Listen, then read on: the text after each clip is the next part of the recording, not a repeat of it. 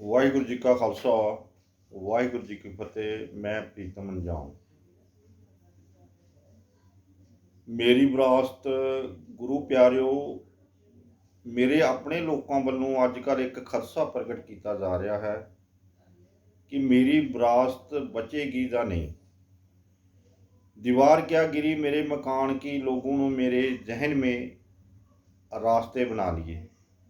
भावार्थ, शायद वो बेचारे नहीं जानते कि ये सानू विरासत कित्थों मिली है। इस विरासत विचों सानू अमीरी भी मिली है। जिहड़ी विरासत जां अमीरी सानू विरासत विच मिली है वो दुनिया के सब तो बड़े तो बड़े अमीर लोगों को नहीं है। चाहे दुनिया के सब तो बड़े धनाड़ बिल गेट्स ते चाहे इंडिया के अंबानी अडानी टाटा ही क्यों ना हो, मेरे कोल चाहे उन्हां जिहियां जमीनां जायदादां इंडस्ट्रियां हवाई जहाज़ बैंक बैलेंस नहीं हैं, पर मेरे कोल उन्हां कोलों वध अते सोहना ते सुचज्जा खजाना है। मेरा इतिहास जिहड़ा वो लोगों को 7 पीढ़ियां तक नहीं हो सकता। मैनू मेरी विरासत दा ते मेरी अमीरी दा खजाना बख्शण वाला बाबा नानक है।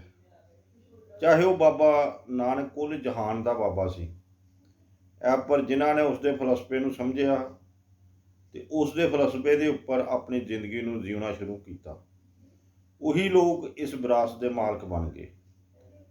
दुनिया के महान बुद्धिजीवी, विद्वान, लेखक, आलोचक, चिंतक, इतिहासकार, फिलासफर ये दावा करते हैं जिमें मैडम पर्लवत जिहड़ी कि दुनिया की महान लेखिका सी, जिसने चीन जिहे देश के उपर अपनी सब तो बड़ी किताब लिखी है। वो मेरे सिक्खी स्वरूप को वेख के ते मेरे रहन सहन, मेरे सभ्याचार, मेरे ही किरदार, मेरी शान शौकत नूं वेख के वो ये कहती है ये दुनिया का सब तो बड़ा अमीर बंदा है। इस तरह ही दुनिया का सब तो बड़ा महान फिलासफर बर्टल रसल जी भी यही गल कहते हैं कि मैं हर मोड़ से गवाही देने नूं तैयार हाँ, मेरिया निगाह दे विच ये सब तो अमीर बंदा है।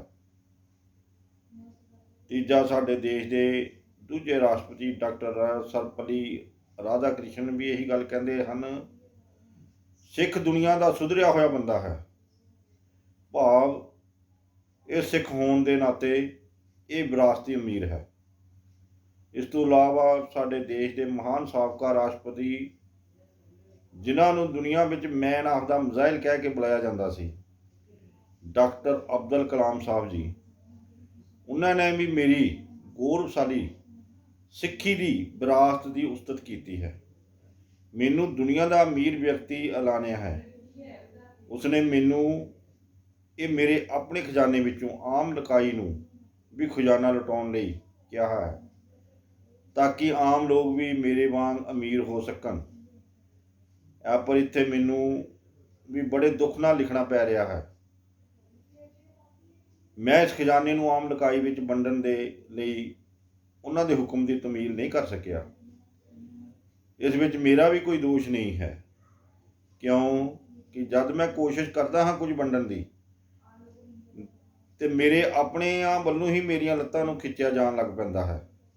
मेरे उपर कई किस्म दीयां बंदिशां ते रोकां ला दित्तियां जांदियां हन।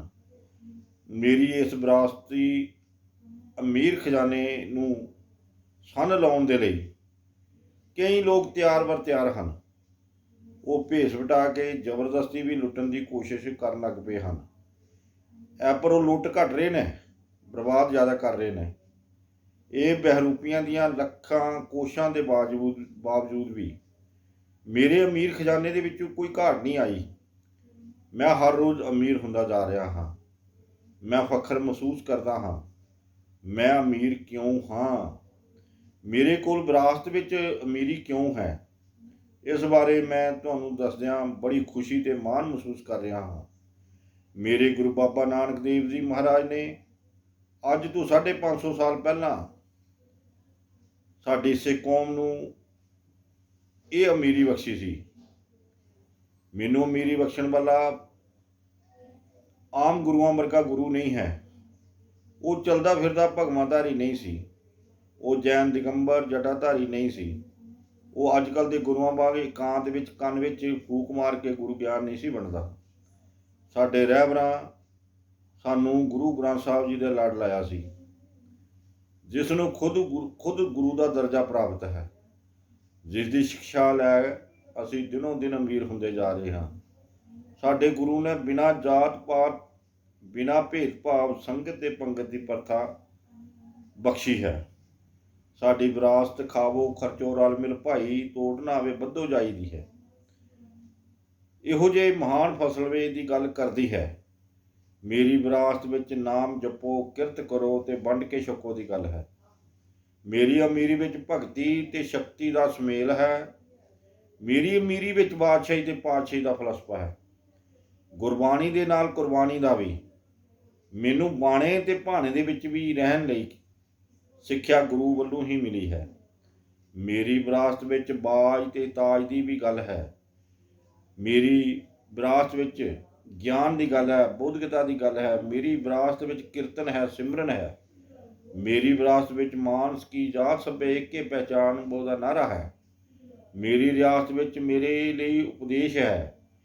ਖੱਤਰੀ ਬ੍ਰਾਹਮਣ ਸ਼ੂਦਰ ਵੈਸ਼ ਉਪਦੇਸ਼ ਚੋਂ ਵਰਨਾ ਕੋ ਸਾਂਝਾ ਹੈ। ਮੇਰੀ ਵਿਰਾਸਤ ਵਿੱਚ ਜਿੱਥੇ ਨੀਚ ਸਮਾਲੀਅਨ ਤਿੱਥੇ ਨਦਰ ਤੇਰੀ ਬਖਸ਼ੀਸ਼ ਹੈ।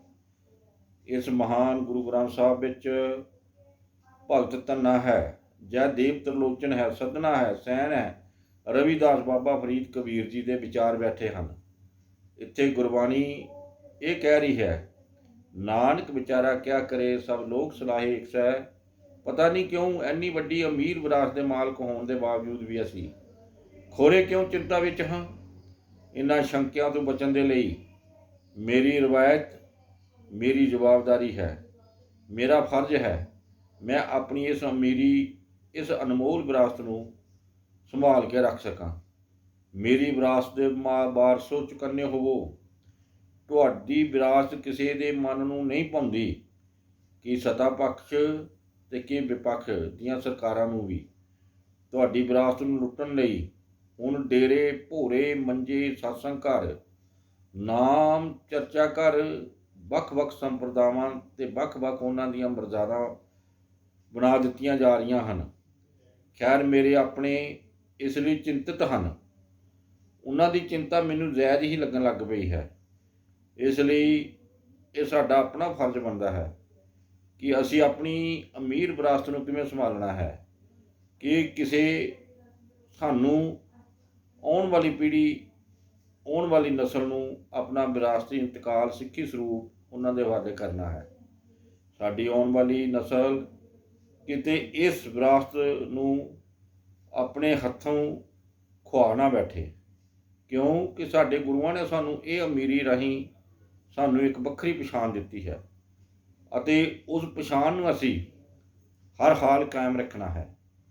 ਮੇਰੀ ਅਮੀਰ ਵਿਰਾਸਤ ਕੋਈ ਵੱਖਵਾਦੀ ਜਾਂ ਅਲਗਾਵਵਾਦੀ ਨਹੀਂ ਹੈ।